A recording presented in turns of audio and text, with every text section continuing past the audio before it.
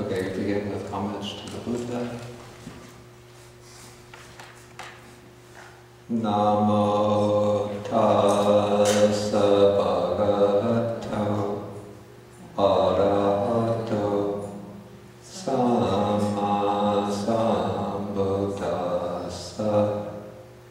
Namo tassa bhagavato arahato samma sambuddhassa. Namo tassa bhagavato arahato samma sambuddhassa. Good morning, everybody.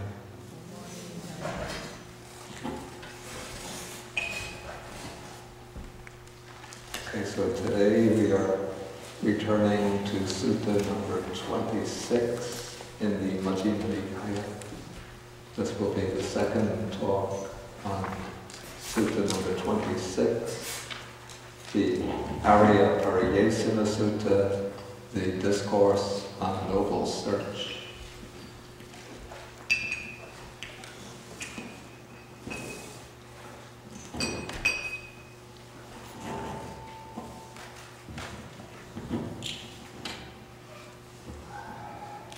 Okay, so this discourse is concerned with the Buddha's quest for enlightenment, and we saw in the previous class how he left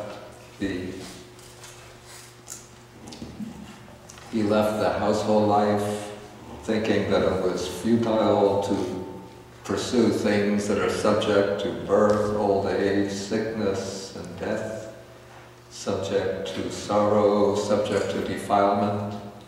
And he went out in search of that which is unborn, unaging, not subject to illness, the deathless, the sorrowless, the undefiled, what he calls the supreme security from bondage, nibbana.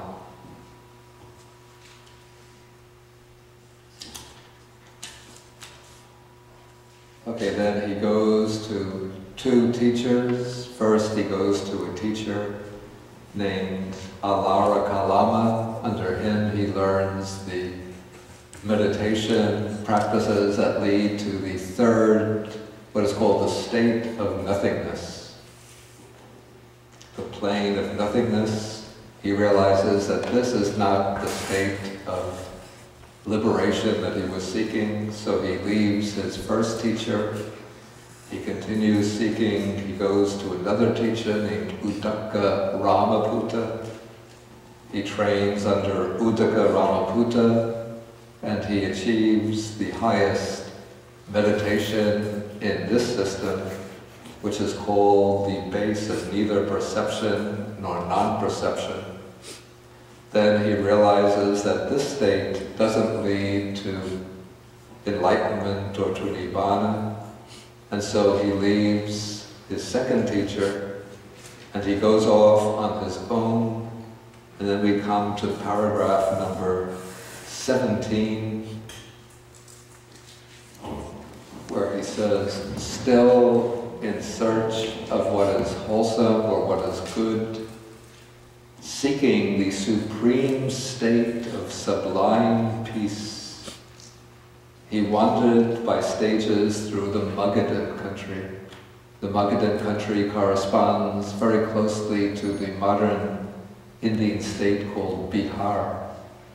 Has anybody been to Bihar in India? You've been there. So this would be the state. Actually, the city of Rajagaha, mentioned in the suttas, is still in Bihar. It's called Rajgir. And the city of Gaya is still there.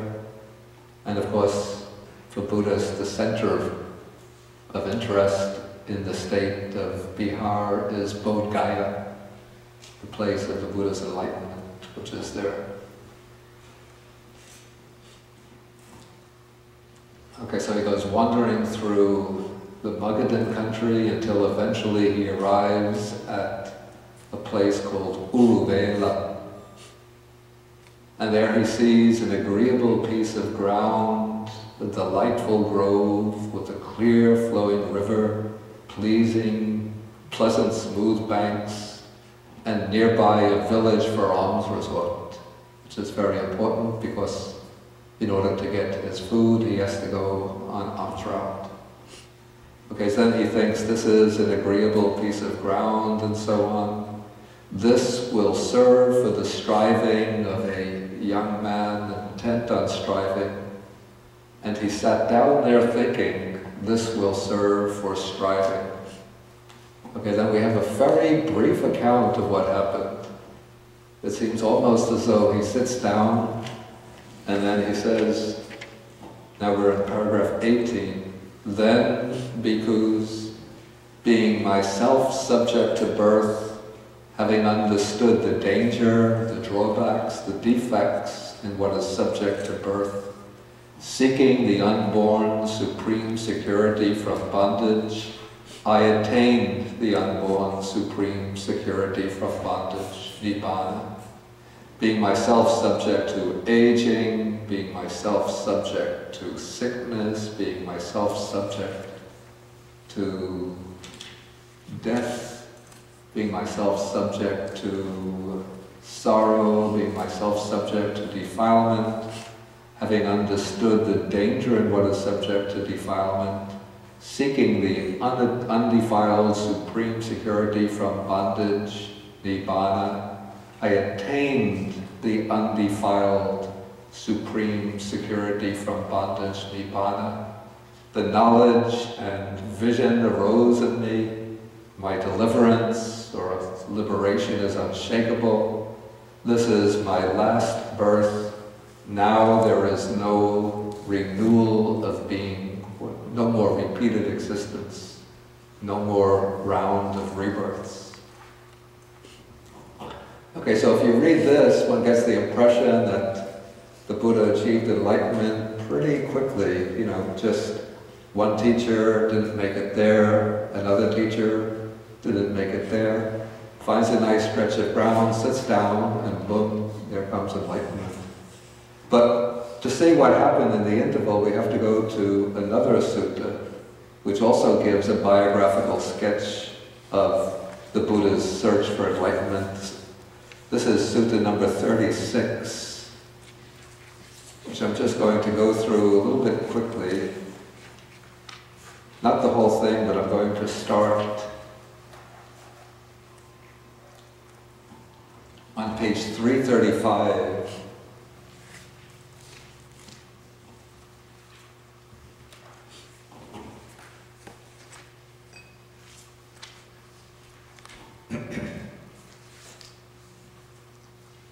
And then we have paragraphs 13 to 16, you see the middle of the page. They're abridged because they repeat everything that's said in Sutta number 26, from the point where the Buddha as a young man with black-haired young man. In the prime of life, he leaves the household life, then all of his seeking up to the point where he finds that a pleasant piece of ground, and he sits down there thinking, this will serve for striving. Okay, now we come to a passage. It strikes me, this is my own opinion, that this passage seems to have gotten put into the sutta out of the proper order. It seems to me that in the course of oral transmission, the proper sequence got juggled up. You'll see why when we go through it. Okay, so now he thinks, these three similes occurred to me spontaneously, never heard before. Suppose there were a wet, sappy piece of wood lying in water, and a man came with an upper fire stick, thinking, I shall light a fire, I shall produce heat. You know, in ancient India, in fact, even up and through countries of Southern Asia, right up to fairly recent times, to light start a fire, you don't take out a pack of matches or they call it a cigarette lighter and snap it to make a fire. But to get a fire, you have to use these fire sticks. In Taiwan, do they use fire sticks still? No. Cigarette lighters. But it's the same principle. You have one kind of stick generates a spark. Okay, so he has a wet piece of wood lying in water, and he comes with an upper fire stick, and he thinks to make a fire. So could he produce heat and start a fire using the fire stick together with a wet, sappy piece of wood lying in water? Okay, the answer is no. He'll only be wary and disappointed. Okay, so now the Buddha says, those recluses and Brahmins who do not live bodily withdrawn from sensual pleasures, in other words, they're fully indulging in sensual pleasures bodily, and they still have sensual desire, sensual thirst, and so on, in the mind. So it's not yet abandoned and suppressed. So if those good recluses and Brahmins feel painful, racking, piercing feelings due to exertion, that means that they practice the extreme ascetic practices, like fasting for long periods, subjecting the body to the heat of the sun, sleeping on beds of thorns, and so on. They are incapable of knowledge and vision and supreme enlightenment. And if those good recluses and Brahmins do not feel these painful feelings due to the ascetic practices, they're still incapable of enlightenment. Okay, so the simile is that being involved physically in the enjoyment of sense pleasures, that is like the piece of wood being immersed in the water, and having the sensual craving in the mind, that is like the wood being wet on the inside. So you have the piece of wood in water, wet on the inside, you rub it, and you can't make a fire. Even though you rub very hard, that's like the ascetic practices, but the wood is wet on the outside, wet on the inside, so it won't make a fire. Okay, the second simile, here we have a wet, sappy piece of wood lying on dry land far from the water, and then the man comes with the fire stick thinking to make a fire. So can he make the fire? And then the answer is no, because it's a wet, sappy piece of wood. So even though it's lying on dry land, but inside it's still wet and sappy. So even if one rubs it, one can't make a fire. And so the Buddha says, this is like those recluses and Brahmins who live bodily withdrawn from sensual pleasures. They're not indulging in sensual pleasures physically, but they still have the sensual desire, sensual infatuation, sensual thirst, and so on in their mind. And so this is like having the hindrance of sensual craving in the mind. So even if those ascetics and Brahmins subject themselves to the bitter practices, to the austere practices, they're not able to reach enlightenment. And if they don't subject themselves to the austere practices, they still can't reach enlightenment. Okay, so here, being withdrawn from sensual pleasures physically, that's like the wood outside of the water, removed from the water on dry land. But since the wood has the wetness inside, that is like having the sensual craving on the inside. So as long as you're still nurturing the sensual craving, even if one externally undertakes the ascetic practices, they won't bring enlightenment. Okay, then the third simile occurs to him. Suppose we have a dry piece of wood on dry land far from the water, and a man comes with the upper fire stick thinking, I shall light a fire, I shall produce heat. Can he produce the fire? And then the answer is yes, because it is a dry, sapless piece of wood on dry land far from water. So this is like those recluses and Brahmins who live bodily withdrawn from sensual pleasures.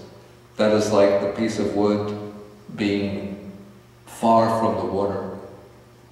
And then their sensual desire and so on has been abandoned and suppressed internally. That is like the wood on the inside being dry. No sappy, no sap on the inside.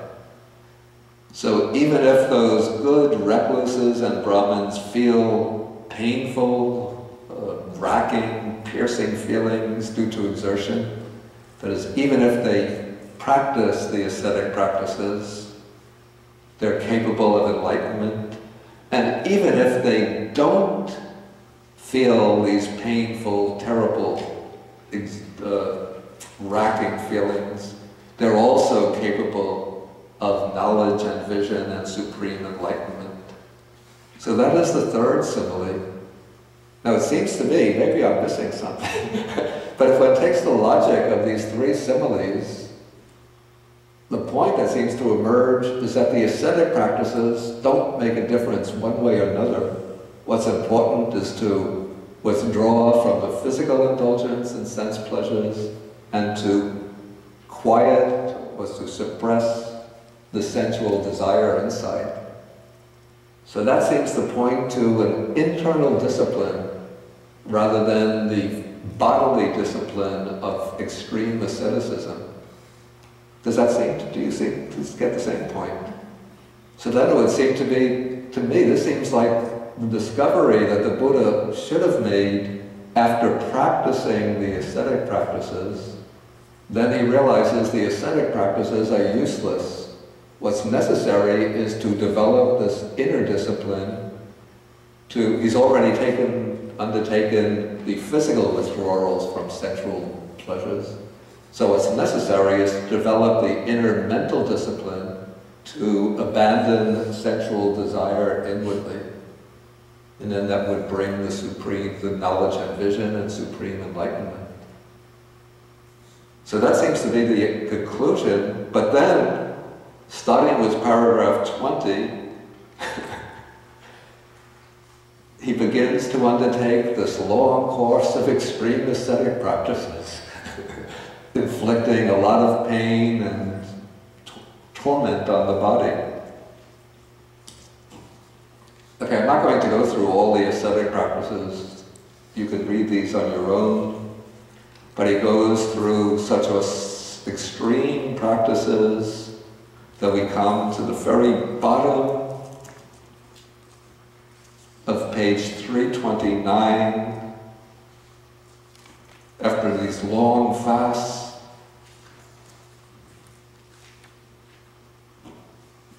he says, paragraph 29 here, at the very last line, "Now when people saw me, some said, the recluse Gautama is black." That's the color of his skin changed because of his fasting. Other people said, he is not black, he's brown. Other people thought he's neither black nor brown, but golden skinned. So much had the clear, bright color of my skin deteriorated through eating so little. Okay, then he thinks whatever recluses or Brahmins in the past have experienced painful, racking, piercing feelings due to exertion, this is the utmost, the ultimate. There's none beyond this. And so for the future, in the future, so in the present, whatever present ascetics and Brahmins have experienced painful feelings due to their ascetic practices. This is the utmost. There is none beyond this. But by this racking practice of austerities, I have not attained any superhuman states, any distinction or excellence in knowledge and vision worthy of the Aryans, the noble ones. So it seems to me that is the point where you should draw the conclusion, bring in the three similes and draw the conclusion. Okay, then a question comes to his mind. Maybe there is some other path to enlightenment. And then he recollects an incident that took place in his boyhood.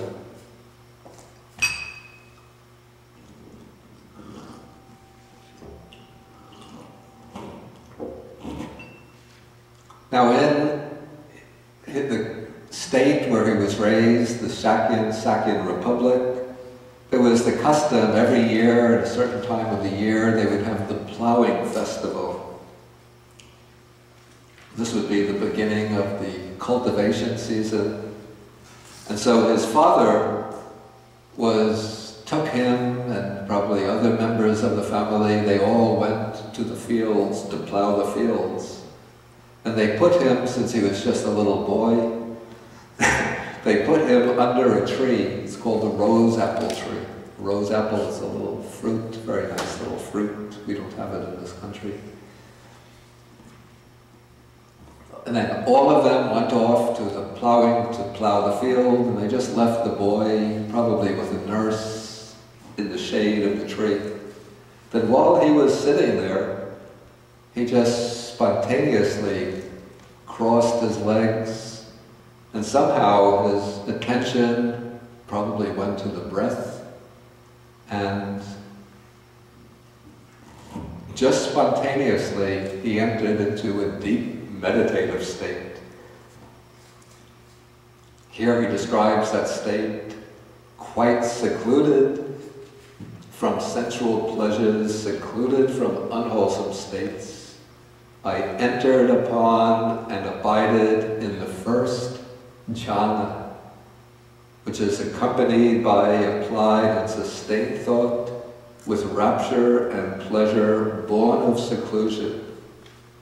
Could that be the path to enlightenment? Okay, then following on that memory, there came the realization, the understanding that this is indeed the path to enlightenment.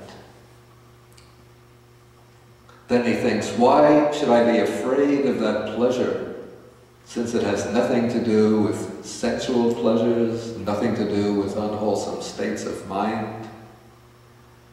Okay, so then he decides to pursue that type of pleasure, but he considers that it's not easy to practice in that way when my body has been so weakened through my fasting.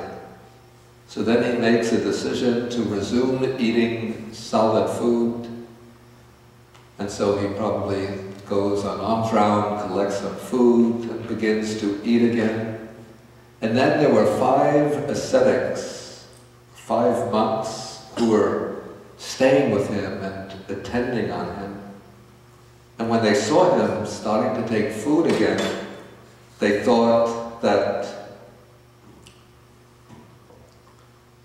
they became disgusted with him, and they thought, now our leader, Gautama, is starting to live luxuriously.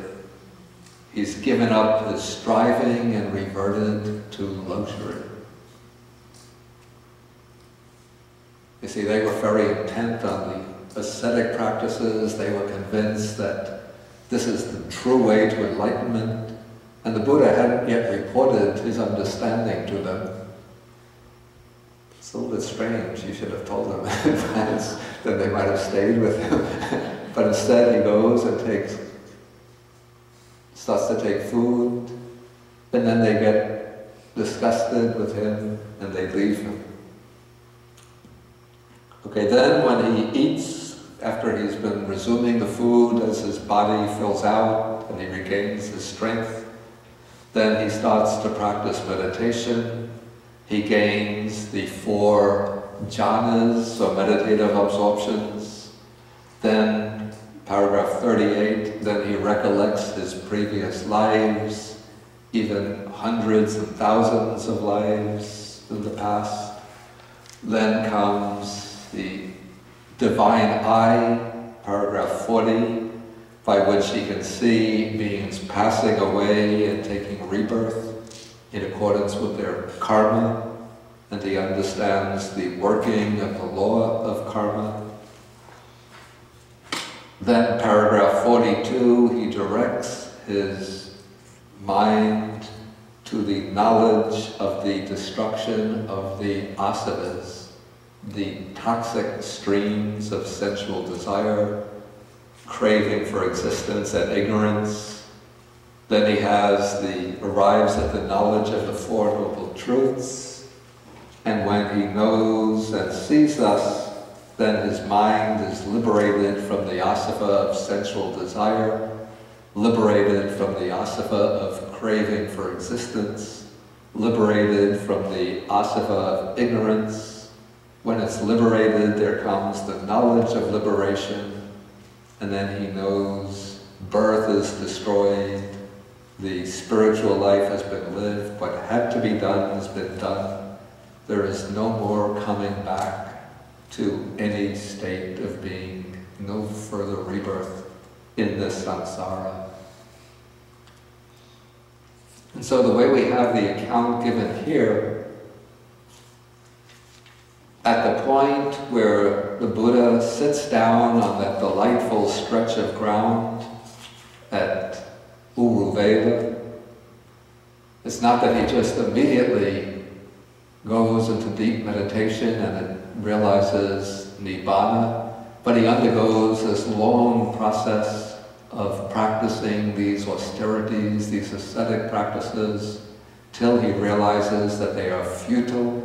Then he discovers another way to enlightenment, which is a peaceful and pleasant way. It's what the Buddha calls the middle way, which involves maintaining the health and strength of the body, and instead focusing on developing the mind. So the full middle way is actually the Noble Eightfold Path.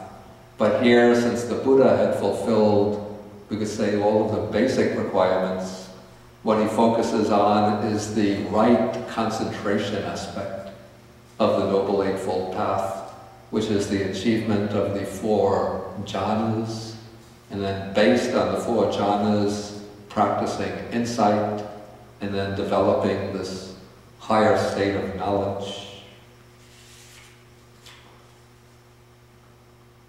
There are a few things in this traditional story that seem a little peculiar. But first I'll ask whether anybody has any questions at this point.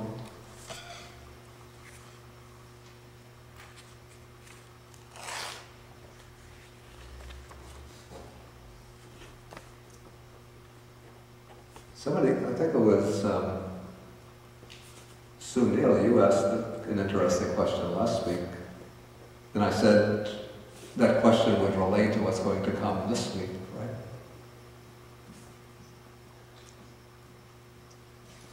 I remember. I was asking about the 6 years which Buddha spent during this process, and I was thinking the time which he spent on the Noble Eightfold Path or right concentration probably was very short.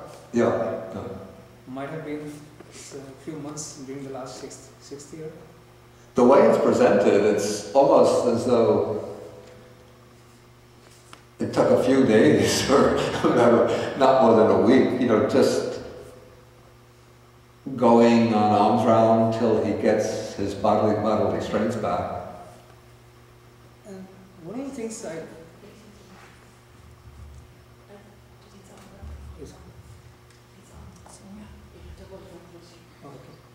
one of the things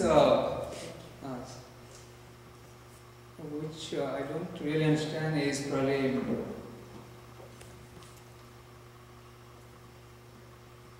Yeah, like the main Buddhist concept is everything is conditioned. Yeah. Right? So I feel that the time which I spent during the first 6 or 5 years or so, doing the ascetic practices and doing other stuff, might have some impact on his final realization. Yeah. So that was not total waste. Okay, that's a good point.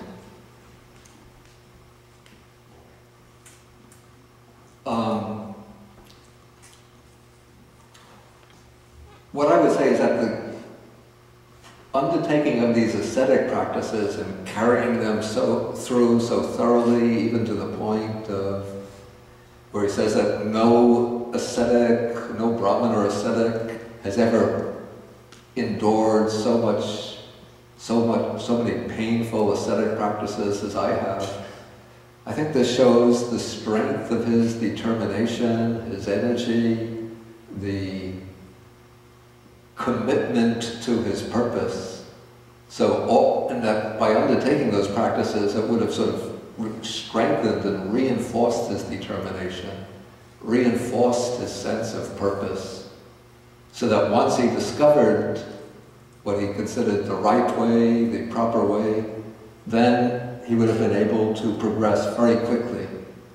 So his main problem was not that he, the way for most of us, at least I'll speak for myself, not that he lacked determination, motivation, energy, patience, vigor, commitment, conviction, all of that he had, because he was able to achieve the highest meditations that his teachers had achieved.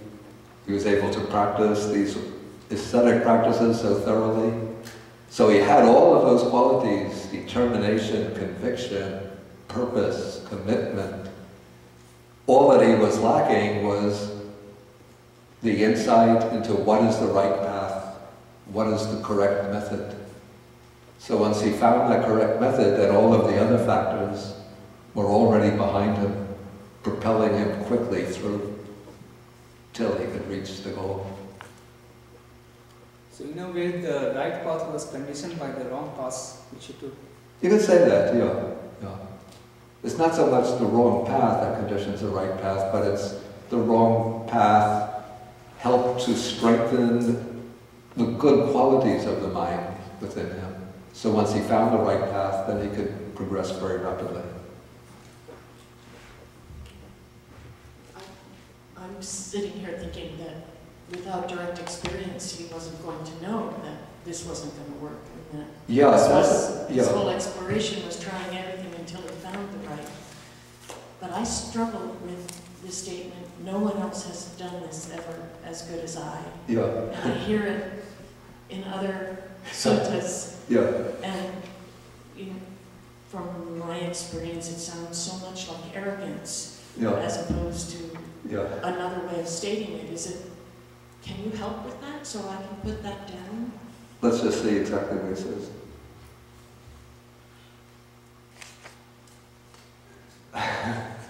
It's not quite that he's saying nobody has done it as good as I, but what he's saying is that whatever recluses and Brahmins in the future in the past have experienced painful, racking, piercing feelings due to exertion, this is the utmost, there is none beyond this.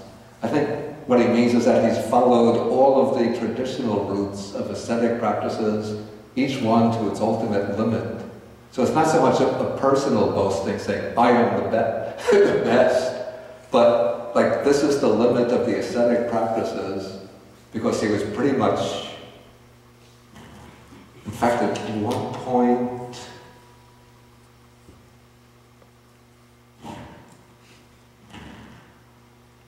he falls down, and then the deities are observing him and they say that some think now he's dead, some think now he's not yet dead but he's dying, but some thought he's not dead or dying but now he's an arahant, in other words he's enlightened, that is the way that the arhats dwell. They think that the real way is to exhaust oneself through asceticism to the point that it just collapses when it's an arhat. So he pretty much carried those ascetic practices just to the edge of death.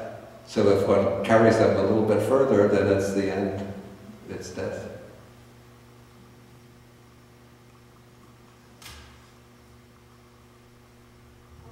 Are these his words?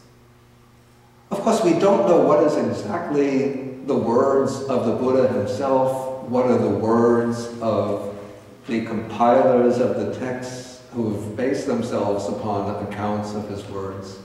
I mean, we have no recordings, there were no written documents during the Buddha's time, things that he would have written himself. So all we have are traditions that have been transmitted for several hundred years before they were put in writing. But statements like this, I would say, pretty much they have very much a living flavor to them, compared to some of the other parts of the text which seem almost mechanical in their formulation. The other question is that since he discovered the method, does that make it easier for us? Since he discovered the method, does that make it easier for us, or does that mean that we too have to strive in different ways? No, it makes it much, much easier, because the point to discover the method is to sort of short-circuit all of the experimentation that he had to do himself. It doesn't mean that it makes it easy. It makes it easier for us. Yeah, please. To the person who was, I don't know, what's her name? Susie. Susie? Hi, Drea. If you read about the account of the life of St. Francis of Assisi, he also practiced severe austerities, almost to the point of death, almost to the ruination of his health, and this is a Christian perspective. Yeah. And he realized hurting his sister, the body, was not the, that's how he put it. This is not the way. He had, and you could have said that he took it to the utmost degree because he really did almost croak. And he just realized that's not the way to God, to Jesus and his path. That was not my question. It's the statement, St. Francis, I am of the Christian tradition. So you know about It's the way the statement is presented. Well, there's a lot of that. St. Francis doesn't say, I took it to the utmost, and constantly I hear it repeated, and I'm starting to think it was his people who added that dimension because they were so proud of him. It could be, That's how it feels more and more. It could be, And also, in the Christian tradition, it's almost the opposite. We're supposed to suffer like Jesus, and suffering is held high to demonstrate that you're living like Jesus, rather than Buddha saying, suffering's already here, you don't have to add it to your life. I'm teaching a way to alleviate it. And I'm running into my own upbringing conflict with... But the point with the Buddhist practice is that in India during the Buddhist time, the widespread conviction was that a way to liberate... to beat oneself with the... It's not beating oneself. It's not tormenting oneself in the sense of punishing oneself. So to call it self-punishment is wrong. The idea is that not to punish the body, but the physical body is considered in some way an obstacle to the emergence of the flowering of the spirit. Or even it is wicked because it holds these two. It's not considered wicked. That's the Christian view. Maybe in the Christian, I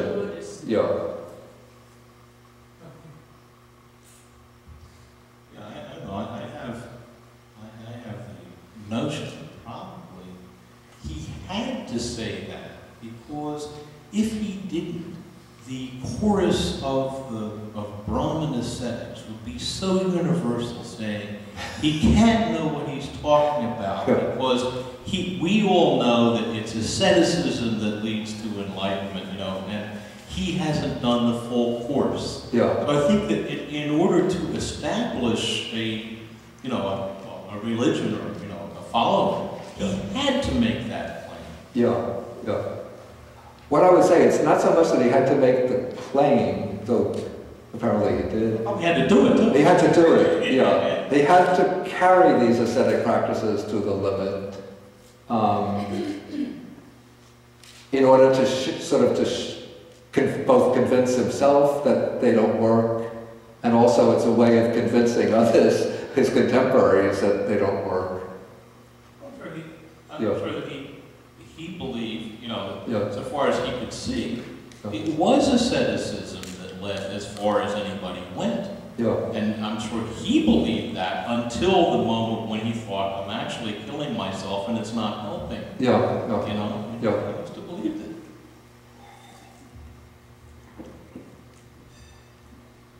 Can I just ask the order of events? Yeah. First teacher, second teacher, asceticism? That's the way it's presented in the text, yeah. With the first two teachers, apparently they didn't recommend an extreme ascetic regimen, but they taught meditative disciplines, purely meditative disciplines. This is something also that seems a little bit strange. You know, from a Buddhist perspective, we would say that they were already following a middle way. Maybe it was a different meditative path than the one the Buddha eventually devised, but they weren't indulging in the extreme ascetic practices. So how does the Buddha credit himself as being the one who discovers the middle way? It seems a little peculiar. Also, another thing seems a little peculiar. The way it's presented in the text, for 6 years he practiced these ascetic practices. And then it seems when he discovers this other path to enlightenment, it all seems to go very quickly. He just gets his health back. Then there's an account that on the last day, a cowherd girl presents him with a food offering of the rice pudding, which he eats. And then after eating, bathing, then he sits down under the Bodhi tree, crosses the legs, makes the determination, I won't get up till my mind is liberated, and then everything happens the course of that night. But then when he starts teaching, we have so many teachings on different types of meditation, detailed explanations of 4 foundations of mindfulness, so many detailed analyses of 5 aggregates, sense bases, elements, unwholesome states, different groups of defilements, and so on. It just seems to me a little bit puzzling that all of this could have been understood in such a short time. And also a little bit strange that it would take 6 years to figure out that ascetic practices don't work. I mean, in my days of youthful folly, I experimented with them a little bit. And I realized that, you know, maybe I didn't have the strength of will, the determination, but it took like about 3 days of fasting to realize that this ain't going to work. Okay, I think Treya, you had... that's a part? Treya? Treya. Treya, okay. Short run. It's occurred to me, just, and if you... The Buddha comes off differently in different suttas. Yeah. And so, I mean, look, you're the guy who's read all of them. But just even in my limited reading, some of the suttas, and I couldn't tell you which ones are which, strike me as a young Buddha. Yeah. He's enlightened, but you know, he doesn't have the maturity yet. Other ones, when he's, you know, when you actually know he's older because he's with Ananda, because he is older with Ananda, he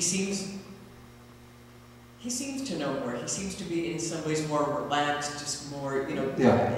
I'm not saying he was more enlightened, but it's just, look, you get to be a better teacher as you teach. You know? That's just natural.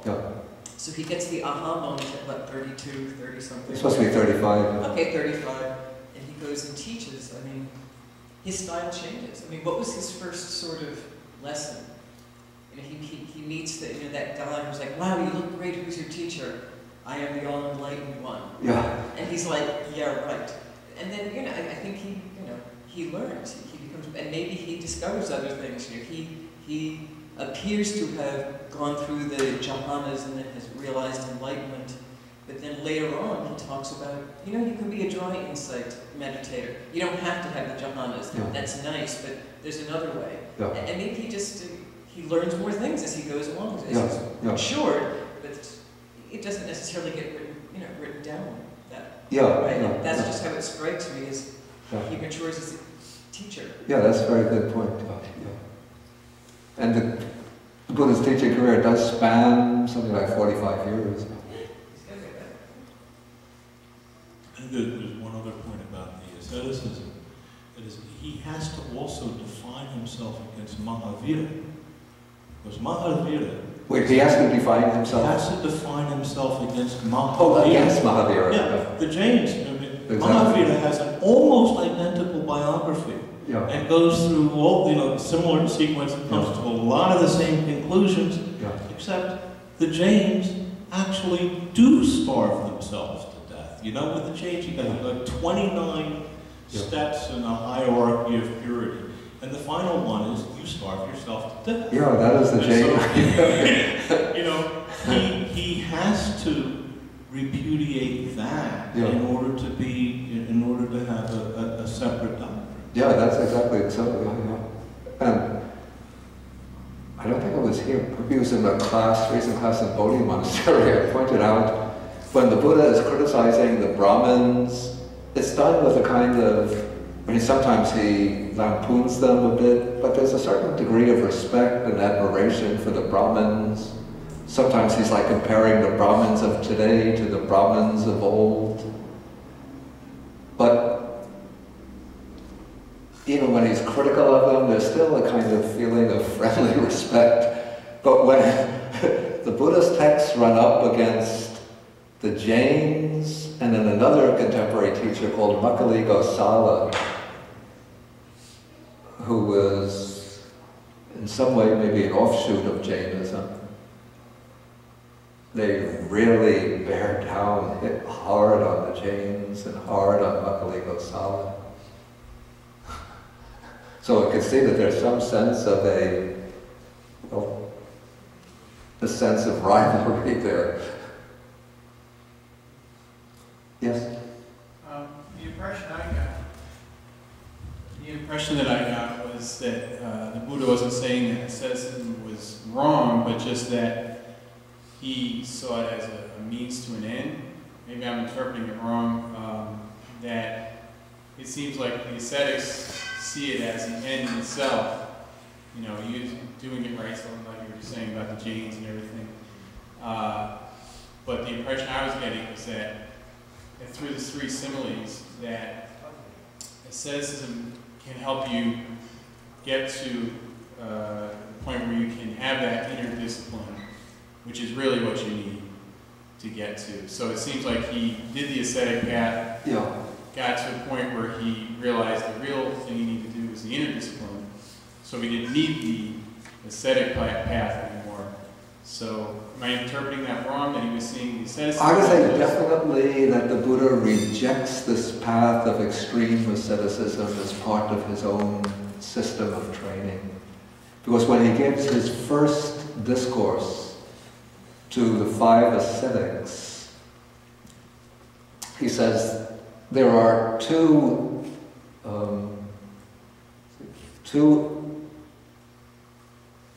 things that should not be pursued by one who has gone forth from the world. One of these is indulgence in sensual pleasures, which is ordinary, common, worldly, doesn't lead to enlightenment. And then the second extreme is self-mortification or self-torment, which he says it's painful, not Aryan, not noble, and doesn't bring benefit, doesn't bring enlightenment. So definitely he rejects the extreme ascetic path, though he'll include a certain degree of, we might call a wholesome asceticism within his own training, living simply, possessing the minimum of material possessions, being content with what one has, being patient under difficult conditions, but not the deliberate infliction of pain and misery on the body itself. Ravi, did you? Yeah, yes, Mate. The two teachers whom we encountered, the first two, yeah. Was, although they were not, they didn't go into extreme asceticism, they had not attained enlightenment. Oh, I mean, that is known, yeah. They hadn't reached the enlightenment. Although some of them may have even claimed that they attained enlightenment. Excuse me? Although they may have even claimed that they were enlightened. Yeah. The two of them had not really attained enlightenment. Although they may not have. No, they hadn't achieved the enlightenment that the Buddha was looking for. They had reached certain high levels of meditation which they might have taken to be enlightenment. But the Buddha, from his perspective, those states were not the enlightenment. But coming to mentioning the two teachers, and this is another thing that strikes me as a little peculiar. And I've never been able to figure this out. It was a question that came to my mind, I think even before I went to Sri Lanka to become a monk, maybe back when I started to read about the life of the Buddha, maybe early 1970s. Okay, he learns from these two teachers the state, meditation of nothingness, meditation of neither perception nor non-perception. In the Buddhist training, one is the 7th stage of meditation, the other is the 8th. Now one would suppose that to follow the normal sequence, to get there one would have to go through 1st jhana, 2nd, 3rd, 4th jhana, then to the 5th stage, then to the 6th stage, then one comes to the 7th stage, the stage of nothingness, and the 8th stage, stage of neither perception or non-perception. Okay, now after the Bodhisattva